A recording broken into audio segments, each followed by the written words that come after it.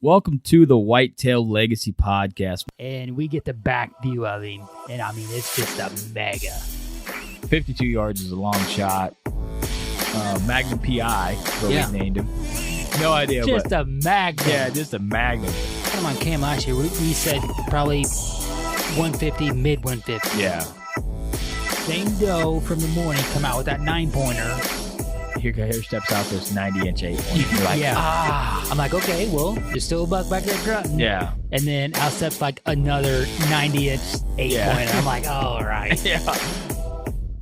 Bro. Yeah. Bro. Yeah. You're like, I'm like, deer, right there. Yeah, like and he's already yards. 30 yards. Yeah. He was literally 5 yards from the base of the tree. Could have been, had a buck down at 1:40 in the afternoon, back there deep on public. 3 does come out pretty early. It was like 245, 24-yard shot, sent the combat veteran, and I tell you what, man, dude, it just smoked. We always get so jacked up when the other person kills. It's just almost like we got it done. Yeah. And when you killed that doe, I was like, hell yeah, man. And we come down here to Missouri. I asked Comey one more time. I'm like, is it a good buck? And he goes, yeah, real good, solid buck. I'm like, all right, boom. And the deer just drops. Sure. Super special to me. Whitetail Legacy Podcast, bringing you back to the hunt and leaving a legacy. Baller Rut. What is up, guys? This is the Whitetail Legacy Podcast coming at you, and we are recording the earliest we have of any night since we started hunting. I feel like we've been hunting for 38 days right now. It ain't no picnic out there anymore, guys. Oh, it's absolutely brutal. The picnic is out the window. Yeah, the gas is on E. But at least we sound normal right Rest now. area, nowhere in sight. No, I mean, absolute beautiful. We're in the middle of South Dakota driving. Where it's Yeah. only wall drug billboards everywhere. Yeah, Nothing in sight. Nothing in sight. Oh. All right, guys. Well, let's get into the people that make this possible. We'll start Exodus. We're going to pull all the cams off the property here soon because we're done out there. And it's just so awesome to have all those extra cams that you're dedicated at one place, and now you get to throw them somewhere else. Yeah. You get to find all the new bucks, and all the... And the way that these cameras perform, I really believe that we're going to get some cool videos. And I know we've had some problems in the past with, some of our other cams that you get them out there in the cold. Yeah. Even with the batteries, man, and they just basically freeze up. So we got a boatload of these Exodus cams to get deployed out when we get off of this public piece and get them out there performing in the late season for us. Yeah. All right, well, Guy messaged us and wondered where the VIP shout-outs were, so we're going to throw one on. We had a bunch of guys with just, very little info. They just do a name and what the branch was. So we got a list of these guys that we've been working through, but this way we can burn out, the rest of them, through this series and then get back to when a guy sends in one, he's not waiting 2 months to get a shout-out. So you want to hit him with a VIP shout-out? That's your guy. This week's VIP shout-out is Jeff Johnson, and Jeff was in the Army for 6 years. Jeff, man, we appreciate your service for them 6 years. I wish I would have done about, 6 years in there. I think that would have been a good experience for me. So, Jeff, we appreciate you signing up and making that sacrifice for us. Yeah, appreciate it, man. And the freaking combat veteran just zipped right through my buck. That was your first kill with that. Yeah, first kill with the combat veteran, besides a doe. You know what I mean? So, that was a two-blade. Yeah, that was a two-blade, yeah. Yep. First kill, man, sweet. Yeah, so... All right, well, let's get into what happened today. Homie's still up to bat. I'm just on the lens. I'm trying to catch stuff because we're just getting flashes of stuff. And that means that the chasing's on when you just start getting the flashes of bucks, you know what I mean? So break it down. What happened? We went to the rut tree where we had set up last night, and we're in the Magnum zone. Don't have him on the render out there. Let's talk about Magnum zone. Okay. Okay. So we're friends with some people out there, and we got a trail cam pic sent to us of Magnum, 1.5 miles away. When we got him going out of that area. The earliest we ever had. Yeah, 40 minutes before dark, and then he gets him at like 40 minutes after. 40 minutes after dark. Yeah, and then he gets a pick like 4.5 hours later, and he's a mile and a half away. Yep. You're like, this deer is screaming some ground. Yeah, and we're hunting. And it's late October. It's Yeah. not like peak rut like No. right now. It's just late October. I was saying, we're hunting last night thinking, we're right in the chips. And then you get that and you're like, what in the hell? Yeah, I mean, and we knew that he went to this ag source, but we didn't know that he went there that late in the year. We knew he was over there kind of earlier, October 15th. Yeah, he was over there mid-October last year. But I mean, the 29th of October, I mean, unless he was there's a hot doe that came in super early and he was. And it could have been. But he was hitting a scrape over there. He Yeah, it wasn't looked like like he was on a hitting a scrape. doe, you know what I mean? So we say we're in the Magnum zone, but then when we encountered him, it's on the very northeast of what we thought his core was, and he's coming from the east or west. I mean, Yeah, we're on the northwest. Yeah, the northwest, And he's coming from the west. and he's coming from the west. And we thought So- we were just on the edge of. What he'd like to be on, you know what I Yeah. mean? So we're at the place we've got the most pictures and videos of him, and the closest to daylight, and had encounters with him in daylight. But this deer is a roamer. You know, some deer have characteristics where some deer stay home, live in an 80-acre block. This deer is covering hundreds and hundreds and hundreds of acres. You know what I mean? And to the west is just like fantasy land. Yeah. Like there is nothing. There's no ag for miles. So I have no idea what he was doing over there. Unless he popped out the backside of that doe bedding over there. and just somehow. Went up that ridge a little bit. He knew he was going to cut toward the right, so Yeah. he kind of went to the right and then came down the ridge. Very well could be. We found a new doe bedding out there scouting and watching the deer work that we've never been into and actually didn't know that was doe bedding. So pretty excited to try that out. We're running out of time out there to try new places. So. Yeah, you just wish you could have seen him or know where he was at 10 minutes before you seen him. You know what Yeah. I mean? Like how crucial would that be for us? Yeah. You'd be like, holy shit, okay. Yeah. So go ahead and get into what happened. So we're in the Magnum zone, and this morning we got set up, and usually like we have some movement just about first light. And last year we seen Magnum about 10 minutes after first light, and no movement off the get go this morning. And I think it was like 7 or so, and you're like, man, no deer. I was like, yeah. And then about 7:30, we seen a doe bopping around. And just like Cody said, man, it was just a flash. Like you seen her, and then she went into the thick stuff, circled back around, and went into the hot corner that we keep talking about. Went in there, and then here come a small buck, and then a shooter.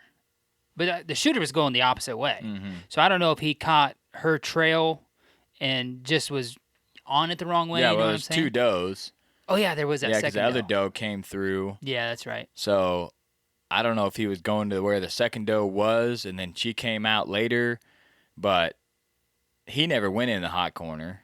But the No. 2 small bucks did, because there's Did. another buck that came right, worked perfect, just an 8-pointer, Yeah. not anything close for what we'd shoot, but just a heavier basket rack 8-pointer, and came right through, trotting, mouth open, whole 9 yards, right past the stand, circled in. The shooter, we literally seen His right side. 8 seconds of, you know what I mean? Yeah. 7 seconds of. So we either think it was the crisscross or the tall tine 10, one or the other. But we thought that deer was coming. The way he worked that edge, Yeah. that's the same way Magnum worked, and he was right in our lap. So we were, homie was stood up, released, clipped, everything was ready to rock and roll. We thought we were in the chips for sure, and then he never showed. And then you did a tending grunt, and that's what brought that other buck in. Yeah. Because he came from the complete opposite direction in there, and he was looking for something, head bobbing. He went right through that doe bedding and then popped out to the south of us. And then he's like, well, I don't see nothing. I'm just going to go back to what I was doing. Come right in front of us would have Yeah. been, a 14-yard shot. Yeah. And then we seen the one buck way far off, and he was out in the middle of nowhere. and he's just nose down doing circles trying to find something somewhere to check. Like, I told him, he was so far, I was like, man, that looks like a, like, you know, like a dog's like looking for a bird or something, you know, he's just circling around. Same thing, you know what I mean? I said, if you didn't know that was a deer, it looked just like a dog out there circling around. And he was a long ways away, but he's out there bebopping around, middle, wide open, you know what I mean? And then go ahead. I keep stealing your No, you're day, good. yeah. You're good. You tell it better than me anyway. So we hunted there until 10:30, 11-ish. Got down. We didn't know what we were gonna do yet. Besides get the hell out of there. We did some research. I don't know if we said this on here yet or not, but magnums like to be in that area on a northeast wind, and right now it's south. It's been south pretty much all week, and today was going to be the hottest day that has been. It's 76 here today. So I'm just like, and we haven't seen shit there in the afternoon. Like, the afternoon there is absolutely trash. So some days aren't an all-day set. Some stands aren't an all-day set stand. yeah, You know what I mean? Just that's definitely one of them. you can't you know, we make it an all-day set stand because once you're in there, you're just like, You're man, I'm so freaking, deep. You got so much shit. yeah. Like, I just biked in all this way. I just walked in all this way. I'm all the way in, you know, and we've took everything down and moved, and it's just a lot. So sometimes we just sit there all day and play, you know, risk it. But today we decided to get down and go ahead. And then we didn't know what we were doing, so we just knew we were leaving there. And then it was just going to be so hot, so I'm like, man, I don't even know if we hunt. Like, nobody's really seeing anything in the afternoons. We haven't seen really much rut activity to just even bank on, like, a bonus random. Yeah, and we are like completely exhausted at this point. We are. Like, we're not even, like, when we're out there, we're just zoned, you know what I mean? Yeah. And it's just the hours at the beginning weren't bad, but we're 11 days in now. Mm-hmm. And multiple all days, you know what I mean? I don't even know how many hours on stand, just ass loads of stand hours, you know what I mean? Yeah. And we're in little ass stands compared to, you know, what you normally hunt on private ground, you know, the nice big games, nice padded seat. We're you know, and we're moving and carrying. And last time we moved and carry our stands, we were like, we're done. Like, we got to just hunt here for a little while, and that's what we did, so. So we got biked out, packed up, had lunch, and then Cody, being the way Cody is, has got this tiny piece that we can go to. And we're at the library printing off the windshield permits that we got to have, and made a move there on a new spot that Cody's went in and scouted on. And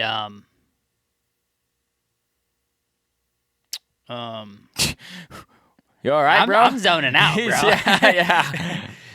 The tank's on you. Yeah. So we did a kind of a drive down, and Cody's laying it out to me, and we get all set up in there, close to ag, because we were just kind of looking for a cushy way in, cushy sit, because I mean we're running low a little bit here, so just trying to get in there to get a hunt in and have a possible shot at You're something. in the woods. You're in know the what I mean? woods, yeah. You got a chance. So get all set up, and then I don't know, 15 minutes before shooting light, here comes a deer running, and then had a shooter buck on her, a really nice solid 10-pointer, and we seen them for about 8 seconds too. Mm-hmm. I mean, they were running Right across the center, probably 75, 80 yards, right across the center of the cornfield there, and Yep. So we were probably 60 yards off the edge, and they were probably 10 yards out when they started, and then they just angled away. Threw out a couple tending grunts, and I mean nothing was stopping him. I mean it was definitely he's on dead set on what he was doing. That's what we were talking about. You know, we excuse me. You about to puke, yeah, bro? excuse me. We planned our vacation for pre-rut because that's when we like to kill them, man. They're cruising. They're not on a doe like that. when you get a buck running on a doe like that, it's impossible to stop them. You know what I mean? You got to like yell at the deer to get it to stop, and then you got a bow. You know what I mean? So we did what we could, and the best thing about it, though, is we know there's a hot doe in the area. Mm-hmm. Good bedding there. Good bedding. Probably not going to leave. All the stuff set up for the morning to go in there. So chance to have that buck slip back through, maybe breed that doe tonight, roll off of her. Maybe that doe slips back through to come back where she came from after they feed all night. You know what I mean? A lot of possibilities there. Yeah. And best thing about it, everything's hung already, set up. We ain't got to do that crap again. You know what I mean? That's kind of like, imagine if we didn't game plan that midday move that we've been doing. Yeah. And we're just doing all day sits like in the same tree and then tearing down at night. Yeah. Like, man, that would have been, we wouldn't be even hunting right now. No. So we've been moving midday, and then we're down for like 40 minutes, and then we're back up. Yeah, you know I what would I mean? say. Yeah. That's about what we were. Well, we're about an hour today. But that has saved us, and you're kind of trying to think of spots that you can still have a good evening hunt because it's still half of your day. Yeah. And then the other guy's thinking about if it's a good morning spot because that's the start of his day. You know what I mean? So it's not just like Cody hunting or me hunting. Like, we're both hunting, and we're both trying to think of shit for the other guy. You know what I mean? Like, it's. We were talking the other day, like, if we kill Magnum, like, the other guy should get a replica made. Yeah. You know what I mean? Like, because we both did it. Yeah. We both put in an ass load of work. It don't matter if Cody packed in 8-ounce lens 17 more times than I did. I hear about that every time. But, you know, it's just a teamwork and hours on the phone and all this shit, looking at the maps and the ideas and all that shit just goes into getting a deer down, you know? So that's kind of how we've been rolling, and it's kind of saved us. And then on the red tree, I went up back there and hung them sticks pre-hung in the middle of October. And that saved us. We got the sticks out of there because Thursday's the last day we can hunt there, and then we're going to be going on to the other piece. Yeah, so we got a maximum of 22 hours on stand for Magnum. And just the amount of shit that we got to pull out of there, because it's going to be 29. Mm-hmm. So you got to take all your late season shit. You're going to have all the camera gear, all the stands, the 2 sticks that are back there. You got to pack that shit out of that ravine all the way out there and then bike it all out in the freaking kid hauler and then load it all up, and it's because you failed. You had to do all that because you failed. You know what I mean? Yeah. Like, so we're not looking forward to that, but then we still got some good weather coming. Tomorrow is absolute disaster. We don't know what we're going to do tomorrow. We're going to go hunt in the morning, potential of heavy, heavy thunderstorms from 9 a.m. on. Yeah, thunderstorms, lightning, and then that's why we kind of planned the Cush spot, because we didn't want to be 2 miles deep and a thunderstorm come in on us, and then we got to bike out and shit all through that stuff. Yeah, for a 2-hour hunt. Yeah, so we planned on a spot where we knew was good. There's a shooter in there, obviously. Yeah. Now, you know what I mean? Right. And we can kind of have an easier hunt. We can kind of regroup. There's an easy night getting out, and sometimes you just got to do that, man. You want to be where the Giants are, but if you're not back there focused and in the game where the Giants are, you're going to mess up the opportunity if you do get it anyways. You know what I mean? That's exactly right. So tomorrow we're going to play it by ear. Going to try to hunt as much as we possibly can. We've done that absolutely every day.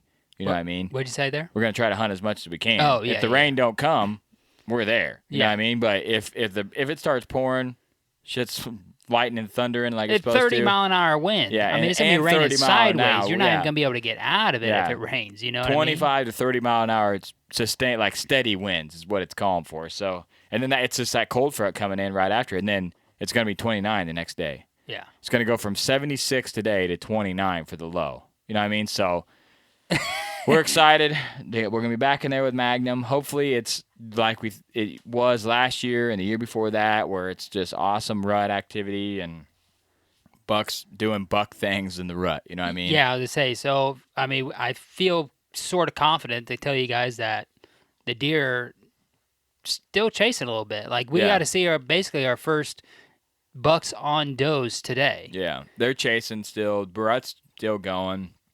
There a bunch of does that are hot. I mean, we 2 different areas, and there's bucks on does. Yep. Lockdown's gonna be here. And literally the only thing you do when that cold front comes and lockdown's here is that's when you got to put the all-day sits in. And what our plan is, go to the biggest block of timber with ag and get in between ag and bedding and literally set our asses down and hunt. You know what I mean? So that's the game plan for – I'm sure we'll get in there and have 78,000 ideas and move 7 times, you know what I mean, in 5 days or some bullshit. I don't know about moving 78 times, bro. But that shit sounds wicked right now. but we're depleted on energy, that's for damn sure. And yeah, I was gonna say I was just sitting here thinking, I was like, I know we say whatever it takes, and I mean we're gonna try to do whatever it takes. Yeah, I mean we're it sounds awesome. You're like 17 days is what we're doing. 17 days hunting. Oh yeah, shit. That's half a month of. I know. Yeah. Literally all day sitting, moving, hauling carrying shit around. Carrying shit everywhere. And we like me and homie, we don't we have a little bit bigger stands. You know what I mean? So they're a little heavier. We're not running tiny ass stands out there. Because you can't. It's hard to sit all day in a tiny ass stands when you're bigger guys like us. You know what I mean? So we acted out for a little more weight and a little more comfort. You know what I mean? And I mean, with the activity that we've seen on these places that we've hunted, like if you get some crazy shit, some crazy rut activity going on, like you're up there, you're turning this way, you're turning that way, your seat's up, your seat's down. Yeah, I mean, the day's you know what I mean? going Like by you want fast. to be having a decent platform to stand on. Yeah, for sure. And the day is going by so much faster than us. Just literally like from 7:30 to freaking 10 minutes before dark, nothing. Yeah. We haven't seen a deer past those times. Probably. No, we just had them does at 11. Yeah, those does at 11 on a week ago. a good at the cold red day. tree. Yeah. You know what I mean? Yeah. And other than that, nothing. Nothing. So you got to take from, say, 7 to 4:30. You know what I mean? Yep. How many hours is that? You know what I mean? 9 hours? 5, yeah. 9 hours out there every day. Just to cut an hour off just to be safe. I mean, sometimes we're down for a half hour. So cut an hour off where you got all the weight on your back and you're freaking going over somewhere else and hunting. So you got 8 hours of no deer sightings. Just me and homie in a tree. Bad mouthing each other. Yeah, That's it. I would say this epic story. There's no way I could do it by myself. No, no. Last year when I was out there week 2 myself, Yeah. I was going insane. Yeah. By yourself? No way. So thank God I got homie to be in the tree to call me an idiot. That's fucking really helping out. So, all right, guys. Well, you know what to do. Hunt your faces off. Our faces are half gone. Yeah. Nose down. All that's left is my mouth and one eyeball. One eyeball. It's probably because I'm not seeing any deer. I got one eye out there. What were we talking about? Something sticking with an eyeball or something out there today. Anyway, I just want to say sorry to bring you guys down yesterday, but we were just way down in the shitter yesterday. Yeah, sorry about last that, night. man. I was not my normal positive self. We had just, we were up on a high because we'd killed and then we had a kind of a rough hunt that day, and we put in all the work. We got all the way out of there, and then got our asses ripped. And the guy I was yesterday, I don't get that fired up most of the time. You know what I mean? I'm normally like, cool, but I was pretty fired up yesterday. So well, when it's the one thing that you care about, like, you know what I mean? Like this is what you do. Yeah, like. I do nothing else besides hunt. You know what I mean? Yeah. I'm a hunt. I take care of my kids. I'm a husband, and I hunt. And sometimes I have to work at the railroad. It's bullshit that I got to do that. But that's part of what I got going on. You know what I mean? I got to support these kids. You know how much mac and cheese these kids eat? Freaking crazy, bro.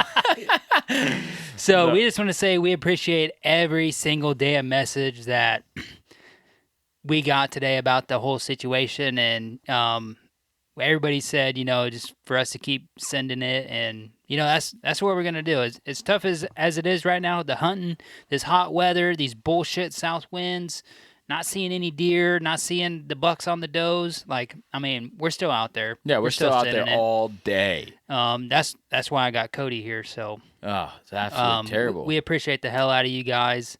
Everybody that sent in a message, man. We appreciate it. Appreciate everybody, even last week when we didn't have the cluster going on, just telling us, just keep going. You got time's coming, time's coming. So that's cool. That's what we did this for. Is hopefully for you guys to live the rut out through us. And some people had their rut taken away. They had work come up or stuff like that. So hopefully this is one way for you guys to. I wish it was a better rep for you listening to us, but they're like, man, I'm getting my ass kicked out there right now. You guys need to step it up. And also the video portion of this is going to be coming out tonight at 7 on the Last Breath YouTube channel. If you missed the first one, it is out there. I haven't listened to any of these episodes. I'm waiting to listen to them all in about a week when I get back to work and caught up and situated and just listen to me get my ass kicked again. And then, but I think it was cool to you guys. I know apparently a lot of you guys are listening to it from all the messages today. So if you guys are following along here, you'll be able to watch it on the Last Breath YouTube channel. Yeah, you get to see Magnum. Get to see Magnum on this episode dropping tonight. Get to see Cody kill, and the epic bike out. Yeah, with the deer in the back. So, appreciate Grant and Garrett and all them guys working on this with us and bringing the video side to you guys. There's no way we could bring any video right now. There's no way. Yeah, shout out to Grant. He's hunting his ass off, working and staying up till 2 a.m. and putting videos together. Yeah. Guy's a freaking savage, so. All right, guys, we love you. We're going to go to bed, like, right now. You know what I mean? It's like 6:30. We're going to bed. Wiped. I'm going to go home, eat, take a poop, shower, so I'm out. All right, guys, we love you. Hunt your face off. Later.